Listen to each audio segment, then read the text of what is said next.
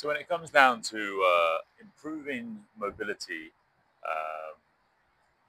to prevent injuries, the kind of first thing that kind of comes to mind really is like, well, what mobility do you need?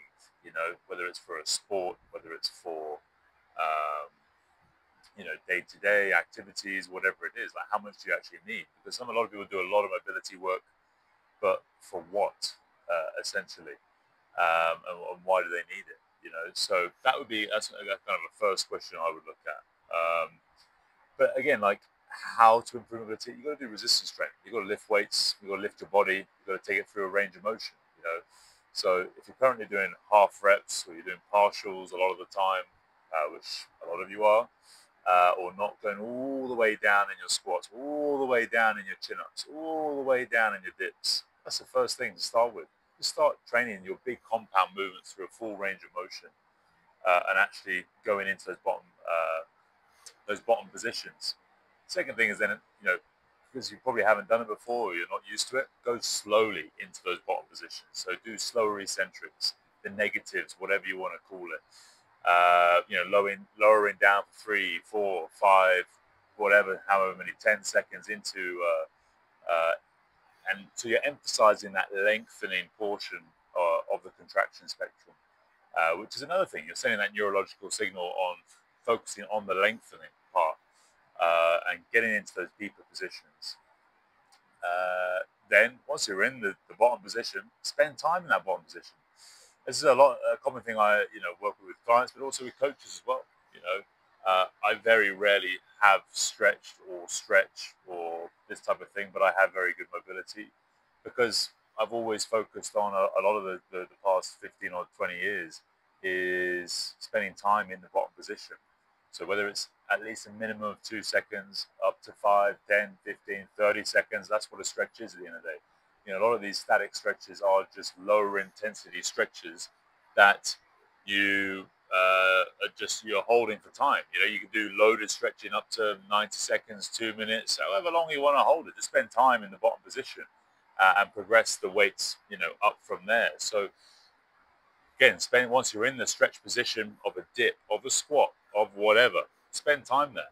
And these are quite nice sort of set extension methods as well. So say you're doing your squats or you're doing, a dip. You can't, you're going through your reps, you're on your final rep, you can't even lift out of it. Or you hit your last rep, right now I'm going to lower as slowly as I can, then I'm going to hold in the bottom position as long as I can, and spend time. So we're just extending that set out that little bit longer. And that's going to encourage that mobility and strength in that bottom position.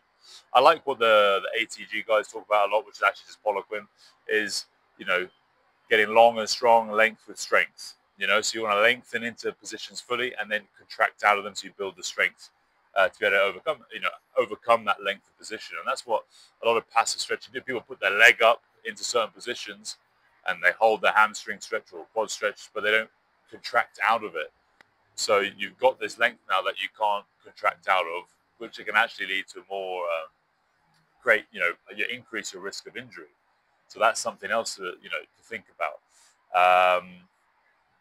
The other thing I would say is, spend more time on the ground. This is a simple thing, since I've had kids, especially, and even before I had kids, I started spending more time on the ground, eating on the floor. You look at, Far Eastern cultures in Japan and places, even in just Asia generally, they tend to eat closer or on the ground, which definitely helps your hip mobility. Spending more time on the floor. You have kids, get on the ground with them.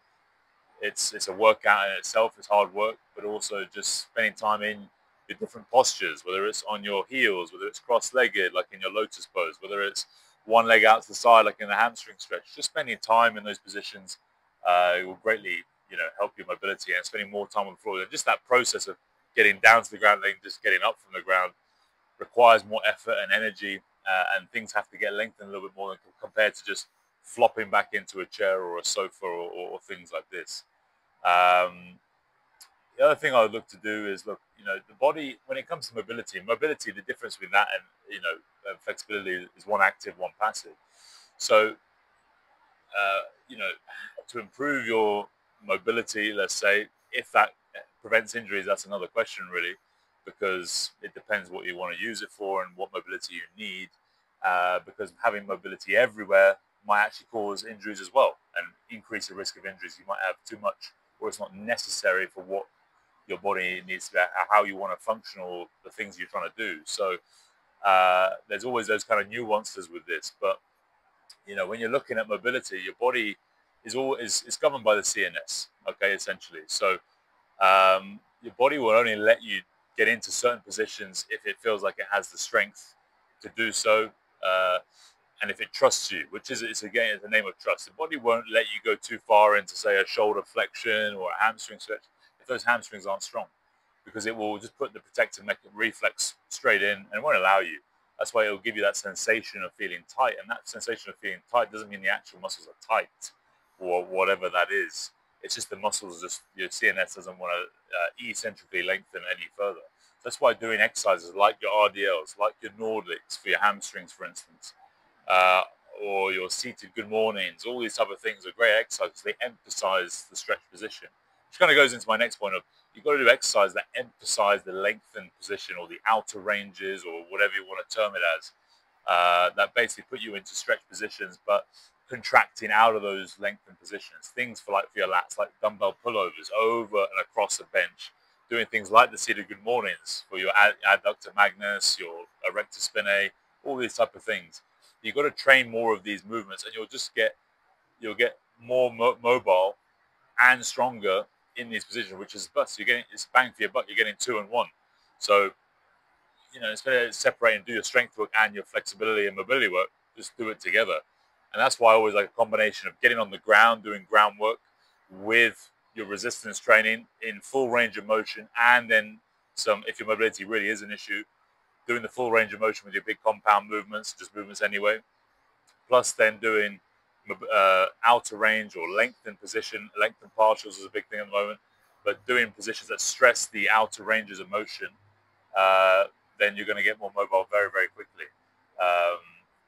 And also, once you do those that are targeting, say you're doing a dumbbell pullover to target all your lats, strengthen the muscles on the back, the opposing, the antagonistic muscles as well, and then you're going to balance out that joint really nicely. So doing things like a trap 3 raise, you're doing some sort of front raises, these type of things to help balance. So if I'm trying to work on my shoulder extension, I'm going to do maybe a pull down, straight arm pull down, but then I'm going to do front raises from that extended position as well. So you want to strengthen both sides of the joint to get that reciprocal connection between the two muscle groups or movement patterns, essentially, because there's more than just one muscle working when you do these type of movements, but it's strengthening both sides of the joint, which is a nice way of doing it. So not only you've got to stretch out things, but you also got to strengthen the opposing muscles of the joint in that inner range, because one's outer range, then the other's got to be inner range, and spending time on those muscles as well. And then then the last thing would be then just progress these movements. A lot of people start off very assisted in these mobility exercises. They've got bands supporting them. They've got the hand on something. They've got machines helping them, like in Pilates or things like this, or straps or whatever it is. But then you've got to progress it not only from the assisted to unassisted. Can you do it all on your own without the assistance of a wall or a hand or finger support, without the bands, without the machines supporting you and assisting the movements? And then can you do it then resisted? And that's where some people just don't skip out. And that's where so much of the powerful effects of mobility come from. Can you start doing weighted,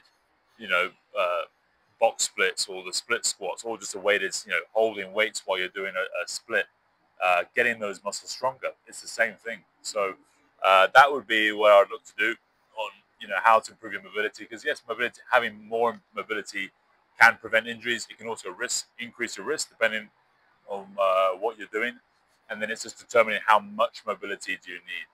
But certainly for things like ankles, hips, and shoulders and thoracic, having some more mobility by working on some of these movements and tweaking some of your variables that you're doing with your workouts will only help for sure in your general movements and your activities that you're trying to do. Okay, hope you found that useful. Please like, subscribe, and comment down below. Share with me anything you can. Follow my Instagram page as well. I'm very active on that. Send me a DM with any questions you may have, and hope you're doing okay.